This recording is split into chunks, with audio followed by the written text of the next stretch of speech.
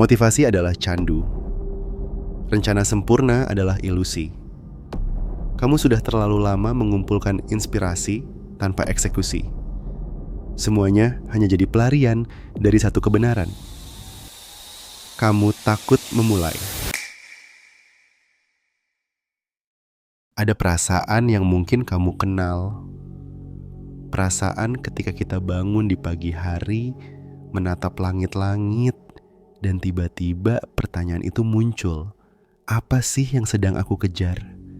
Kita berjalan setiap hari, menempuh jalan yang sama, melakukan hal yang sama, tapi entah kenapa, rasanya seperti kita tidak melangkah kemana-mana, hanya berputar-putar di tempat. Ada beban yang menumpuk di pundak, ada rasa hampa yang seringkali kita tutupi dengan senyuman. Kita ingin berubah. Kita tahu kita harus berubah. Tapi entah kenapa, langkah pertama terasa begitu berat. Video ini bukan tentang janji-janji kosong. Ini bukan tentang sulap yang mengubah hidup dalam semalam.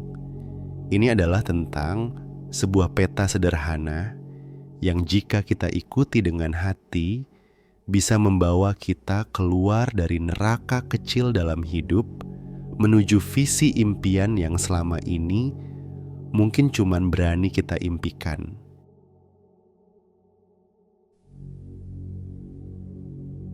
Langkah pertama, dan ini yang paling krusial, adalah tentukan tujuanmu dengan jelas. Bayangkan sebuah mobil tanpa GPS, tanpa tujuan. Sehebat apapun mesinnya, secanggih apapun teknologinya, ia hanya akan berputar-putar, kehabisan bensin tanpa pernah sampai. Hidup kita juga butuh GPS yang jelas.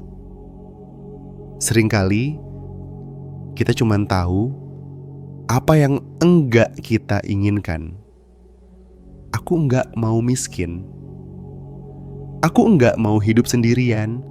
Aku enggak mau punya pekerjaan yang membosankan. Ini adalah gambaran dari neraka yang ingin kita hindari.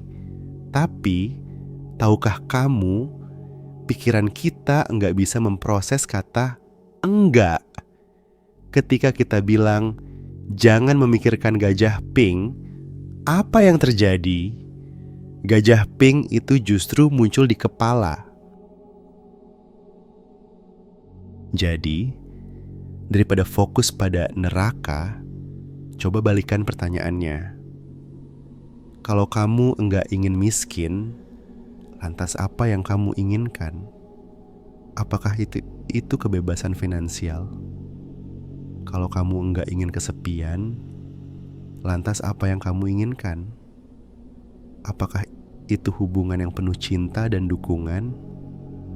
Ubah gambaran neraka menjadi sebuah visi impian yang jelas dan spesifik. Tuliskan, bayangkan, rasakan, karena visi yang jelas adalah magnet yang menarik langkah kita.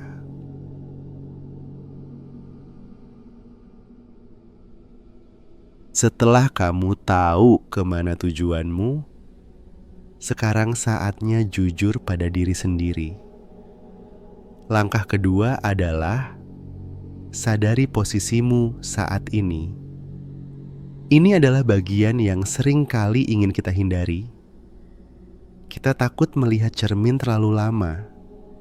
Kita takut mengakui bahwa kita enggak sekuat yang kita kira, enggak secerdas yang kita bayangkan, enggak sebahagia yang kita tunjukkan di media sosial. Coba untuk duduk tenang sejenak. Ambil pena dan kertas, tuliskan. Gimana kondisi finansialmu sekarang? Gimana hubunganmu dengan orang-orang terdekat? Apa kebiasaan-kebiasaan harian yang kamu lakukan? Evaluasi jujur ini bukanlah untuk menghakimi diri, tapi untuk memetakan kesenjangan. Kesenjangan antara di mana kamu sekarang dan di mana kamu ingin berada. Karena seringkali Hambatan terbesar dalam perjalanan itu bukanlah kurangnya uang atau kesempatan, bukan. Hambatan terbesar itu berasal dari dalam diri kita, dari rasa takut, dari keraguan, dari trauma-trauma masa lalu yang tak pernah kita selesaikan.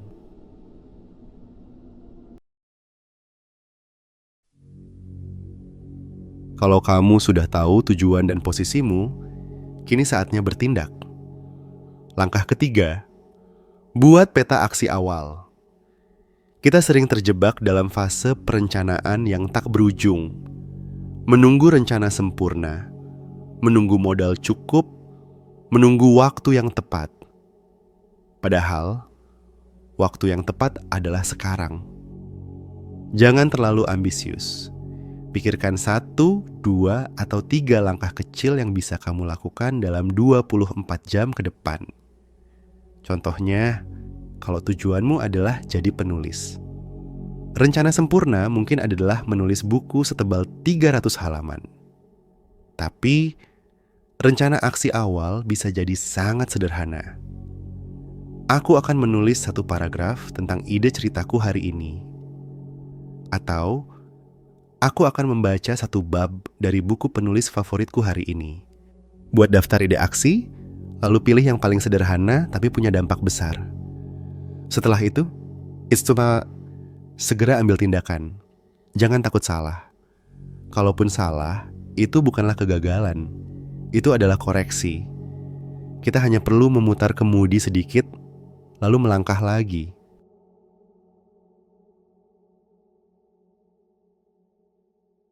Dalam setiap perjalanan heroik, selalu ada naga yang harus dihadapi. Langkah keempat, hadapi naga dalam diri. Naga itu bukanlah makhluk mitos yang bernafas api. Naga itu adalah rasa takut kita. Naga itu adalah kebiasaan-kebiasaan buruk yang sudah terlalu nyaman kita peluk. Naga itu adalah keyakinan-keyakinan membatasi diri yang selalu berbisik, kamu enggak bisa. Untuk membunuh naga ini, kita harus keluar dari gua yang bernama zona nyaman. Jangan langsung berhadapan dengan naga raksasa. Cukup mulai dengan aksi kecil tapi konsisten. Contohnya, kalau nagamu adalah malas bangun pagi, jangan langsung menargetkan bangun jam 4 pagi. Targetkan saja bangun 10 menit lebih awal dari biasanya. Lakukan itu selama seminggu. Setelah berhasil, naikkan lagi 10 menit. Sedikit demi sedikit, kita akan membangun keberanian untuk menghadapi tantangan yang lebih besar.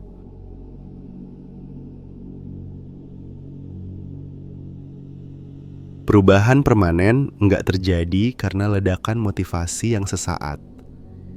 Ia terjadi karena tetesan air yang menetes secara konsisten. Langkah kelima adalah bangun praktik harian. Kebiasaan-kebiasaan kecil yang kita lakukan secara rutin adalah fondasi dari sebuah perubahan besar. Kebiasaan kecil itu bisa apa saja. Mungkin journaling di pagi hari, membaca 10 halaman buku sebelum tidur, atau sekadar melakukan peregangan selama 5 menit. Praktik harian ini bukan cuma tentang mencapai tujuan. Ia adalah ritual yang menjaga arah kita. Karena motivasi itu seperti ombak, ia bisa naik dan turun. Tapi kebiasaan, ia seperti jangkar. Ia menjaga kita tetap pada jalur, enggak peduli seberapa kencang badai datang.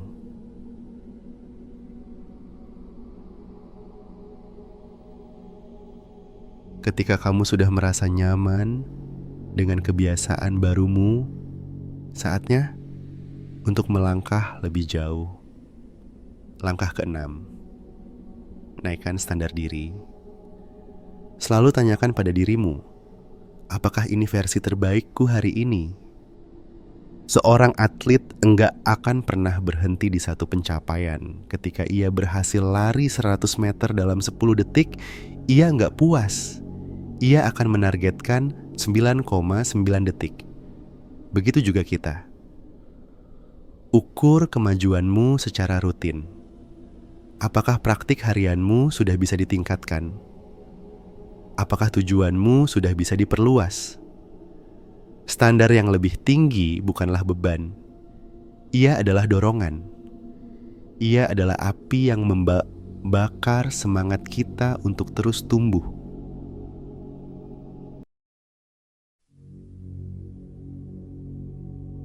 Perjalanan ini panjang dan kita butuh energi untuk melanjutkannya. Langkah terakhir yang paling sering kita lupakan adalah rayakan setiap kemajuan. Kita sering menunggu kesuksesan besar untuk merayakan. Menunggu sampai bisnis kita sukses besar. Menunggu sampai impian kita terwujud sepenuhnya.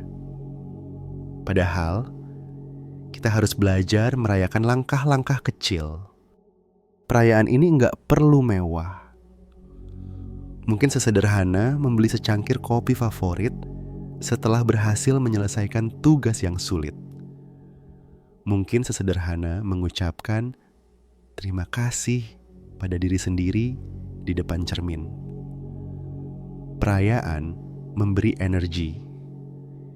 Ia mengisi ulang tangki semangat kita. Ia mengingatkan kita bahwa proses ini berharga dan setiap langkah, sekecil apapun, pantas untuk diapresiasi.